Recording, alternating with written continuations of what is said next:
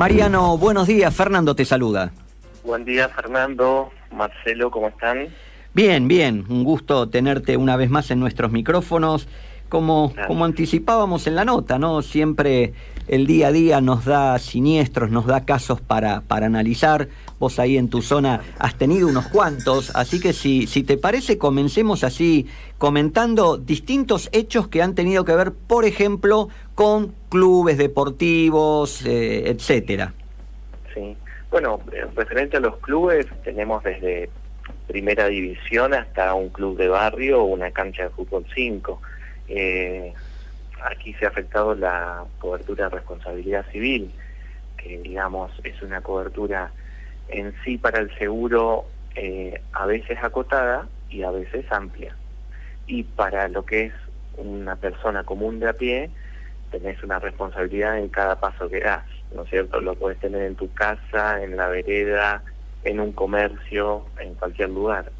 Pero bueno, el club, al recibir mucha gente, siempre tiene que estar cubierto pues, en su responsabilidad civil, como quien dice, ¿no? Hay una cobertura básica, que es la que todos conocemos, de incendios, rayo explosión y los escapes de gas, pero bueno, después hay coberturas comprensivas, que generalmente, viste, nosotros tratamos de que el asegurado, el productor o la persona a pie común que no sabe de seguros entienda que es comprensivo, que comprende, o sea, comprende toda la actividad que se genera dentro del riesgo asegurado, ya sea por sus elementos, por su edificación, por vicios en algún tipo de instalación, por esas cosas. Ahí es importante recordarle siempre al colega productor, ¿no? Que este tipo de pólizas como la comprensiva es como un traje a medida que se va armando agregando adicionales, y hay que conocer bien los carteles, el uso de armas de fuego en vigilancia, los animales, una cantidad de cosas que hacen que tenga que conocer bien el riesgo. Es como te digo, a cada paso tenés un riesgo dentro de un club o dentro de una institución.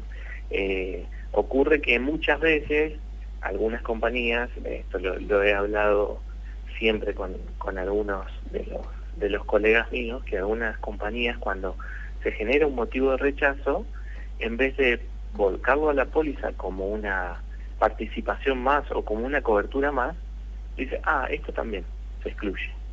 Entonces ahí, viste, se va acotando más lo que te decía, que para el mundo del seguro la póliza es bastante acotada. En vez de ir agregando riesgos para poder cubrir más a sus asegurados, lo que pasa es lo contrario. Sí, van a contramano sin duda, porque es claro que el derecho se expande, es decir, cada vez somos todos más responsables cuando generamos un riesgo. Exactamente. Con tu, te doy un ejemplo de tu casa, con tu mascota ya tenés un riesgo. Hemos visto casos donde la mascota no solo hiere a una persona, sino que también produce un accidente vehicular, y así, o sea, en cualquier paso que vos vas dando, encontrás un riesgo. Sí. Mariano, buen día, Marcelo te saluda. Marcelo, ¿cómo estás? En la semana estuvimos charlando acerca de algunos siniestros que estás atendiendo y estuviste atendiendo, y son tan variados porque algunos tienen que ver con caídas de ramas de árboles que se desploman sobre gente. Después tenemos accidentes en cancha de fútbol 5, como bien mencionabas al comienzo de la nota, gente que se golpea contra las instalaciones que a veces no están tan protegidas, gente que se cae por escaleras en mal estado, gente que se cae en un club y termina fracturado. O sea, parecería que no hay un intendente en los clubes que revisa el club y lo mira con ojos de análisis de riesgo, ¿no? Pasa que ocurre lo siguiente, vos tenés dentro de cada club una distinta manera de ver, ¿no? Y todos los clubes son distintos. Por ejemplo, creo que hablábamos en la semana del tema de un club de La Plata, que está lleno de árboles alrededor, árboles añosos, como ocurre en este club que se cayó la rama, y han tenido tormentas, hemos tenido un montón de tormentas, entonces ramas quedan bien, ramas quedan mal, son árboles añosos, ahí ya tenés un riesgo, pero hay otras instalaciones fijas, ¿no?, que también pueden constituir un riesgo en sí.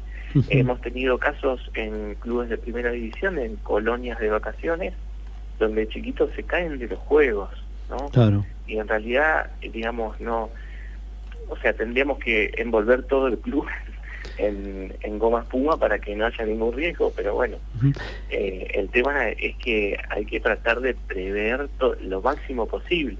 Ahora, cuando vos llegás... todo ocurre que no se puede prever todo, por eso... Ahora, cuando vos llegás por un siniestro a un club de estos, y sos recibido por el intendente del club, por ejemplo, ¿el tipo es consciente de ese riesgo que estaba latente o se enteró a partir del siniestro? O dice, no, nosotros sabíamos que había que podar los árboles, pero no teníamos gente. A veces sí, ocurre que después de la tormenta hacen revisar todas las instalaciones y a veces escapa algo, como por ejemplo una escalera de seguridad que tiene mal un escalón y cae gente por la escalera, o si no, se enteran cuando llega una carta documento, cuando llega el reclamo del propio lesionado, ¿no? Entonces, hay veces que es tan difícil de manejar más en un club de primera división, donde la cantidad de gente, el flujo de participantes, espectadores es mucho más grande que en una cancha de fútbol 5, obviamente. Entonces hay una seguridad, hay un protocolo, pero luego eso se puede cumplir o no se puede cumplir. Hemos tenido casos donde personas han sido empujadas por otros en una tribuna y bueno, el club se entera cuando llega la carta de documento. Digamos, ya con la primera mediación encima. Mariano, ¿y qué te estás encontrando en materia de sumas aseguradas? Porque, al menos en mi impresión, sigue habiendo enormes insuficiencias de sumas. Yo siempre digo que en responsabilidad civil no existe el concepto de infraseguro porque es imposible calcular a priori el valor a riesgo, ¿no? Pero ¿qué estás viendo en sumas aseguradas frente a montos de reclamo? Después veamos la condena. Sí, generalmente el lesionado o el tercero nunca sabe qué suma asegurada tiene el club. Eso por ahí ya va partiendo de una base de que no hace el reclamo especulando de que el club tiene tanto o cuánto, sino en base a la lesión. Pero hay de todo. Hay clubes que tienen una suma asegurada bastante alta o grande y hay clubes que andan en la media. Pero generalmente esa media es compartida con otros coasegurados, así, digamos, pueden hacer frente o tienen varias compañías de seguros como para hacer frente en el caso de un evento de lesión masivo, por así decirlo. Mariano, te saco de los clubes y te llevo ahora sí a la naturaleza plena, porque también estuviste liquidando una gran cantidad de siniestros que tienen que ver con daños por fenómenos climáticos, vientos, combinación de viento con tornado, con granizo. Contame qué está pasando ahí en la zona que atendés. No sabemos qué está pasando porque ni el servicio meteorológico sabe. Pero bueno, vienen, o sea, toda la zona núcleo siempre fue factible de generar tormentas por la humedad, por el calor excesivo y por los frentes fríos que vienen del sur, ¿no? Siempre se arma y nosotros decimos, bueno, ¿dónde va a caer? Y no se sabe dónde va a caer y no se sabe tampoco qué tipo de fenómeno. Hay veces que viene un viento solo, hay veces que viene viento granizo, y otras veces viene viento, rayo, granizo, todo junto. Por ejemplo, en Santa Clara de Xavier tuvimos un evento el 12 de diciembre del año pasado que arrasó con todo el pueblo. Es un pueblo básicamente de cultivo ganadero, ¿no? Y tenían vacas, tambos, maíz, 5.000 hectáreas de maíz afectadas, bueno, un montón. Y en las viviendas tenés desde mojinetes arrancados, que yo no he visto jamás a eso, la fuerza del viento, mojinetes arrancados, galpones que del lado sur de donde pegó la tormenta están como hidroestados porque el granizo fue de una piedrita chiquita que los dio. Mira vos. Ahora, te hago una pregunta. En la reconstrucción, porque seguramente vos atendés un siniestro al tiempo, no sé, al año siguiente tal vez te toca atender al mismo cliente con otro siniestro igual. ¿Vos notás que se reconstruye tomando en cuenta esta furia de la naturaleza nueva, que es vientos más potentes? ¿O notás que la gente reconstruye con la misma calidad o peor, y con lo cual el siniestro está servido en bandeja para el próximo fenómeno climático. El reclamo siempre es sobre la base de lo que tenían. En estos pueblos así, o en algunas ciudades más de campo, más antiguas, lo que ocurre es que tiene una depreciación, ¿no? La reconstrucción siempre es a nuevo, pero tiene una depreciación importante.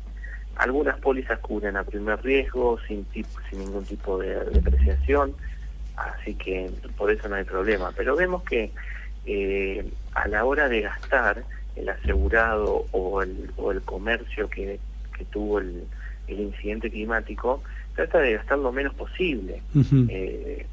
Tuvimos un evento justamente ahí que ingresó agua por el aire acondicionado en la habitación del servidor, y el servidor lo habían comprado hacía 3 meses.